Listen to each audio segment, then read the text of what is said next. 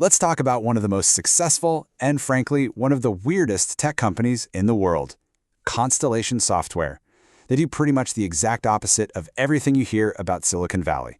No disruption, no burning cash for growth, just quiet, relentless compounding. Today, we're going to pop the hood and see how this incredible machine really works. So here's the central puzzle of Constellation Software, or CSI as we'll call it. How does this giant company make a fortune buying up hundreds of tiny, super niche software businesses, the kind of software that runs your local library or a golf course, and then their big strategic move is to do almost nothing? It just flies in the face of conventional wisdom. So let's figure out how, and more importantly, why it works so incredibly well. All right, if you're an investor trying to get your head around this company, this is your roadmap. We're going to start with their core strategy, then we'll look at how they manage this sprawling empire. After that, we'll dig into their single biggest problem, see how they're changing to solve it, and finally, and this is key, we'll talk about the one metric you absolutely have to understand to properly value this business. Okay, let's start at square one. What does Constellation actually do? The answer seems really simple, but the magic is in the details. And it all begins with a very specific, very unsexy type of software. They are laser-focused on something called vertical market software, or VMS. Now, don't think Microsoft Office or Adobe Photoshop. This is the super specialized stuff. It's the software a tour bus operator needs to manage its routes, or what a local utility company uses for billing. And here's the key phrase, mission critical. It's so deeply embedded in their customers' operations that switching is a nightmare. And you know what that means? High switching costs, which leads to stable, predictable, recurring revenue. That is the holy grail for an investor. Their strategy is basically a three-step dance: acquire, manage, and build. They go out and find these small, profitable VMS companies. Then, they manage them with an almost completely hands-off approach, letting the people who know the business best keep running it. And here's the absolute game changer. They never, ever sell. They provide a permanent home, and that makes all the difference. And that right there is Constellation's superpower. Think about it. If you're a founder who spent 30 years building your business, do you sell to a typical private equity firm that's just going to load it with debt and flip it in 5 years? Or do you sell to Constellation, who promises to protect your legacy, your employees, and your customers forever? For the right kind of founder, that's an offer that's almost impossible to refuse. Okay, so they own hundreds and hundreds of these businesses. How in the world do they manage all of that without turning into a slow, bureaucratic nightmare? Well, the answer is in their very unique structure. The entire company is actually split into 6 operating groups. You can think of each one, like Valaris or Harris, as its own mini constellation. They're all out there hunting for acquisitions in their own territories. And just look at the diversity of the businesses here. We're talking everything from software for pharmacies in Europe to software for home builders in North America. The sheer breadth is just mind-boggling. Now this quote, this gets right to the heart of their culture. It's radical decentralization. They truly believe that the people on the ground, the ones closest to the customers, know best. And what I love is the honesty here. They admit it's a downside sometimes. Head office might see a big opportunity, but if the business unit decides not to pursue it, that's their call. It's all about autonomy and accountability. So how do you make sure all these managers running their own little islands are thinking like owners? Simple.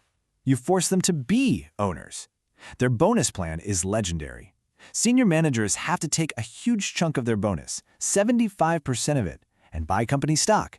And then they can't even touch it for years. This creates an incredible alignment. It's not just a job. Everyone is focused on long-term shareholder value because their own wealth depends on it. But this amazing success has created a huge problem. I mean, it's a high-class problem, the kind every other company dreams of having, but for Constellation, it's a very real threat. They are, in a way, a victim of their own success. They just generate way too much cash. Just let this number sink in for a second. Nearly $1.8 billion. That's how much cash Constellation had to find a home for, had to invest in new acquisitions in fiscal year 2023 alone.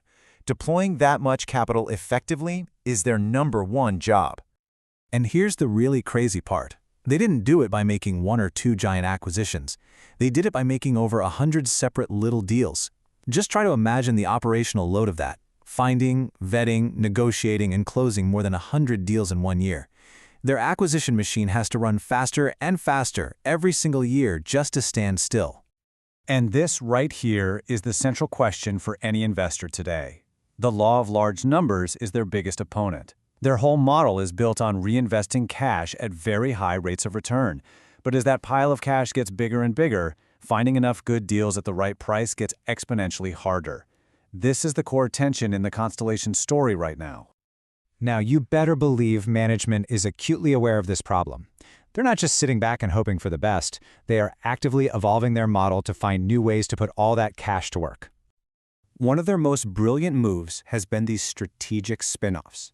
They took their highly successful European business and spun it out into its own public company, Topicus.com. Then they did it again with their communications and media businesses to create Lumini Group. What's the goal? It's to create these new, independent, hungry acquisition platforms that can hunt for deals on their own, basically creating more funnels to deploy capital. And at the same time, they're starting to cautiously hunt for bigger game. They're moving upmarket, doing larger, more complex deals like the acquisition of Altera Digital Health. This lets them write a much bigger check in a single transaction, which helps take some of the pressure off of having to find 100 tiny deals every year. So as an investor, you have to look at both sides of the coin. The strengths are incredibly powerful. That permanent home model is a huge competitive advantage. The culture is second to none, and they are famously disciplined with their cash. But you've got to weigh that against the risks. There's a ton of money chasing deals these days, which pushes up prices.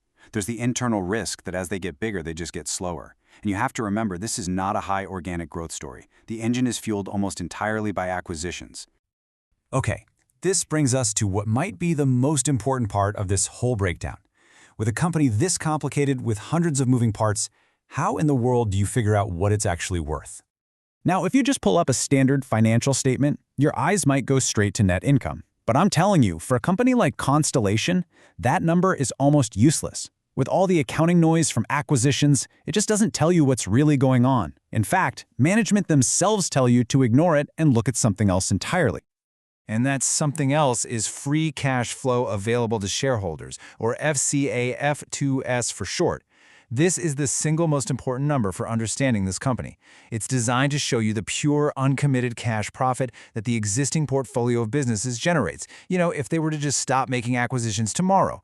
It is the true underlying profit engine of the whole operation. And the best part is, this isn't some secret formula they hide from you. You can calculate it yourself right from their financial reports. Here's a look at Q1 2025. You just start with cash from operations, you pull out a few things like interest payments and capital expenditures, and you're left with the true cash profit. In this one quarter alone, it was $632 million. So what is a fair price to pay for Constellation? Well, it's not about a simple PE ratio. The true value of this company is a function of two critical things. First, the future stream of that free cash flow we just calculated. And second, and this is the most important part, the rate of return that management can get when they reinvest that cash. The entire business is a machine designed to compound that number over and over again. And that brings us right back to the ultimate question you have to answer for yourself. Constellation has built one of the most incredible value creation machines we've ever seen. But the challenge now is whether that engine has become too big, too powerful for its own good. Can they keep finding enough fuel in the form of smart acquisitions to overcome the enormous weight of their own success? That's the billion-dollar question.